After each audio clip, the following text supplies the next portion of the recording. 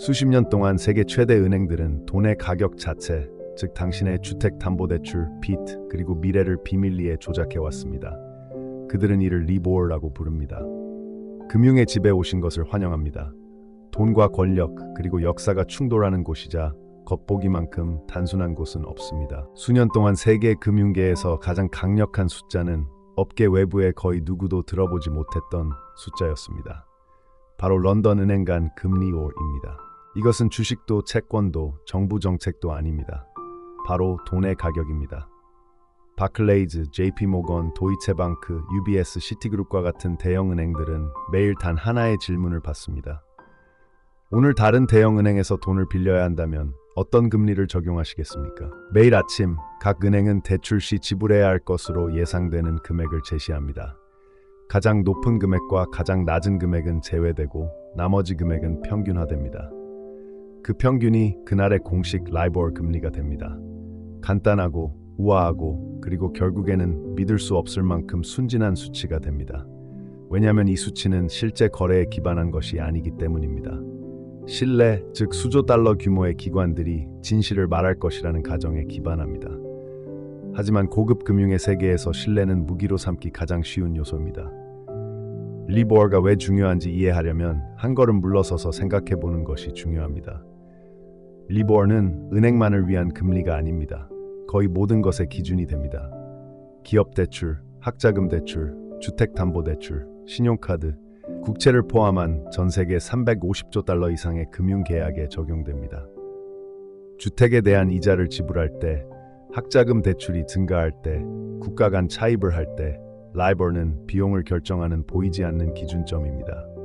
라이보어는 세계 금융 시스템의 심장 박동과 같으며 경제학자들은 이를 세계에서 가장 중요한 금리라고 부릅니다. 하지만 이 글로벌 금융 벤치마크는 데이터나 거래가 아니라 몇몇 은행의 주관적인 예측에 기반합니다. 마치 학생들에게 스스로 시험을 채점하게 한 후 높은 점수를 받은 학생에게 보너스를 주는 것과 같습니다.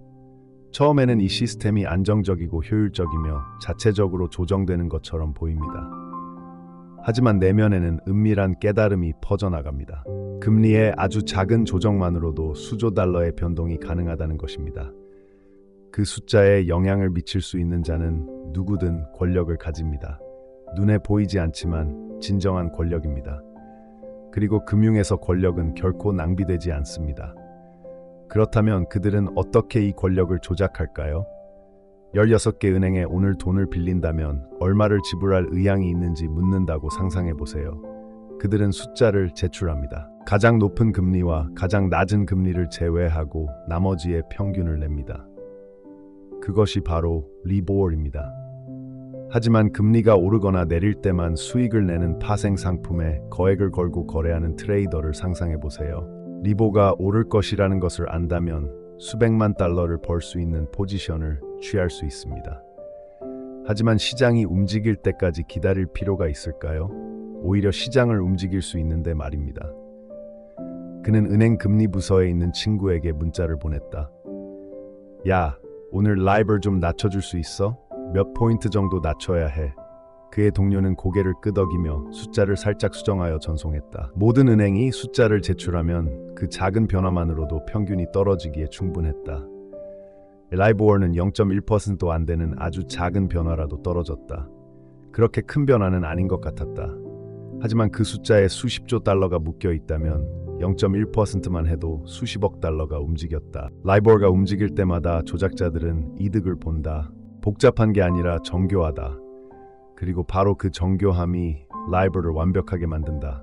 아무도 확인하지 않으니까. 라이보어를 규제하는 영국은행 협회는 대형 은행들이 절대 거짓말을 하지 않을 거라고 믿었다. 미국과 영국 규제 당국도 그렇게 믿었다. 그리고 그 시스템은 수십 년 동안 작동했다.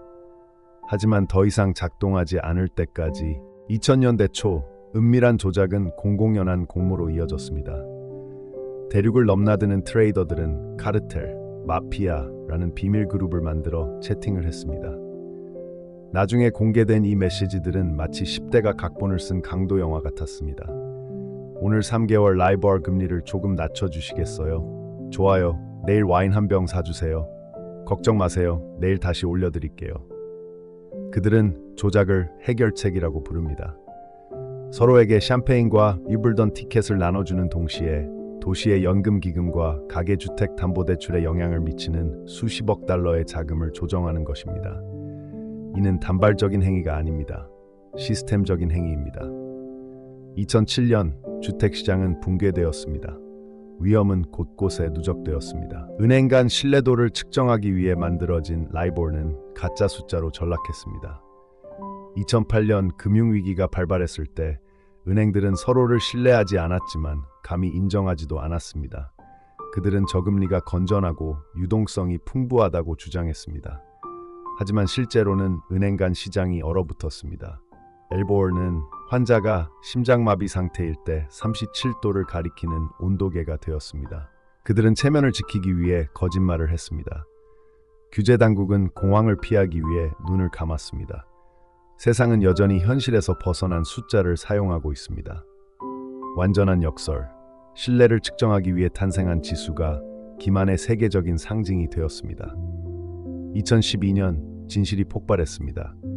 내부 고발자, 기자, 수사관이 폭로되었습니다. 바클레이즈는 이를 인정하고 내부 메시지를 제공했습니다. 분위기는 충격적일 정도로 무심했습니다. 내용 때문이 아니라 무관심 때문이었습니다. 우리 모두 그랬습니다. 그리고 그의 말이 맞았습니다. UBS, 도이체방크, JP모건, 시티그룹, 스코틀랜드 왕립은행 모두 연루되었습니다. 나쁜 사람들이 아닙니다. 부정행위를 하도록 유인된 시스템이었습니다. 그 결과 수십억 달러의 벌금이 부과되었지만 그들이 벌어들인 이익에 비하면 그저 사업 운영 비용일 뿐이었습니다.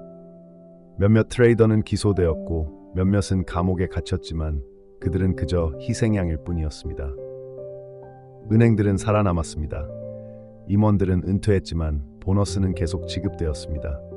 시장은 흔들리지 않았습니다. 대중은 혼란에 빠졌습니다. 범죄가 너무 복잡해서 헤드라인에 담을 수 없을 때 책임은 혼란으로 변하기 때문입니다. 이런 일이 어떻게 일어나는지 이해하려면 금리가 위험과 신뢰를 반영한다는 점을 기억해야 합니다. 리보어는 은행 간의 신뢰를 측정하기 위해 고안되었습니다. 하지만 글로벌 시스템 전체가 학자금 대출부터 국가 부채까지 모든 것의 금리를 단일 숫자로 묶으면 시스템은 취약해집니다. 정직에 대한 의존성은 높아지고 정직함이 선택사항이 되면 붕괴됩니다. 트레이더들은 시스템을 해킹할 필요가 없습니다. 트레이더들이 바로 시스템입니다. 그들은 시장이 도덕성이 아니라 이윤 추구에 의해 움직인다는 것을 알고 있습니다. 그리고 라이보어에 더 많이 의존할수록 라이보어를 왜곡하는 것이 더 큰 이득을 보게 됩니다. 2008년 금융위기 당시 세계가 붕괴 직전이었을 때 은행들은 실제 자금을 빌릴 수 없었지만 여전히 낮은 금리를 보고하며 모든 것이 괜찮은 척했습니다. 규제 당국은 이를 목격했지만 환상을 깨트리기보다는 믿었습니다. 금융 시스템에서는 항상 진실보다 안정성이 우선입니다. 스캔들이 표면화되면 정부는 선택권을 갖습니다. 모든 것을 폭로하고 신뢰를 파괴할 것인지 아니면 조용히 통제하고 넘어갈 것인지 그들은 조용히 선택합니다. 라이보어는 2023년에 소멸됩니다. 미국 국채의 실시간 거래를 기반으로 하는 금리인 SOFR로 대체됩니다. 이론상으로는 더 투명합니다. 하지만 여전히 동일한 제도, 문화, 인센티브를 기반으로 합니다. 이름은 바뀌어도 행동은 변하지 않습니다. 라이보어는 단순히 금리에 관한 것이 아닙니다. 모든 금융계약, 모든 중앙은행 결정, 모든 연금기금의 기반인 신뢰에 관한 것입니다. 신뢰가 무너지면 아무런 충격도 없습니다. 이메일, 스프레드시트, 아무도 확인하지 않는 작은 숫자들만 남지만 수백만 명의 삶을 바꿔놓습니다. 리보어는 탐욕과 압력을 숫자로 바꾸고 그 숫자를 힘으로 바꿔놓습니다. 폭발적인 결과를 초래하지는 않지만 마치 소리 없는 세금처럼 세상의 불을 빨아들입니다. 100%의 작은 이자율이 반복되고 누적되어 다수에게서 소수에게로 불을 빨아들입니다. 부정행위가 일상화되면 더 이상 범죄로 여겨지지 않고 세상이 돌아가는 방식이 됩니다. 궁극적으로 라이보어는 진실을 드러냅니다. 금융 시스템은 정밀성이 아니라 모두가 공정하게 거래한다는 믿음 위에 세워졌습니다. 신뢰가 무너지면 숫자는 계속 움직이고 화면은 계속 빛나지만 그 기반은 무너집니다. 돈의 가격은 단순한 통계가 아닙니다. 이것은 하나의 이야기입니다. 누가 결정하고, 누가 이익을 얻고, 누가 신뢰하는가. 라러 금리 폭락은 우리에게 다음과 같은 사실을 일깨워줍니다. 돈을 쥐고 있는 자들은 기존 규칙을 깨뜨릴 필요가 없습니다. 그저 새로운 규칙을 만들면 됩니다. 그리고 아마도 가장 무서운 진실은 조작이 결코 멈추지 않는다는 것입니다. 그저 이름만 바꾸고 새로운 조건, 새로운 규칙, 새로운 기준 아래 숨습니다. 수익은 그대로이고 악순환은 계속됩니다. 라이보르는 자본주의의 결함이 아닙니다. 환상이 드러나면 자본주의 그 자체입니다. 신뢰는 거래 가능한 자산이 되고 정직은 효율성으로 대체됩니다. 그리고 세상은 계속 나아갑니다. 우리가 시스템의 진정한 취약성을 받아들인다면 현대부의 기반 자체에 의문을 제기해야 하기 때문입니다. 역사는 반복되지 않지만 순환합니다. 각 세대는 시장은 공정하고 숫자는 객관적이며 부패는 예외라는 믿음을 물려받습니다. 라이보르는 믿음이 금융상품이 될 때, 즉 레버리지를 통해 거래되고 그 자체의 무게에 짓눌려 붕괴될 때 어떤 일이 일어나는지 보여줍니다. 이 글이 새로운 관점을 제공한다면 계속 읽어보세요. 역사에 답이 있습니다. 어디를 봐야 할지 알려드리겠습니다.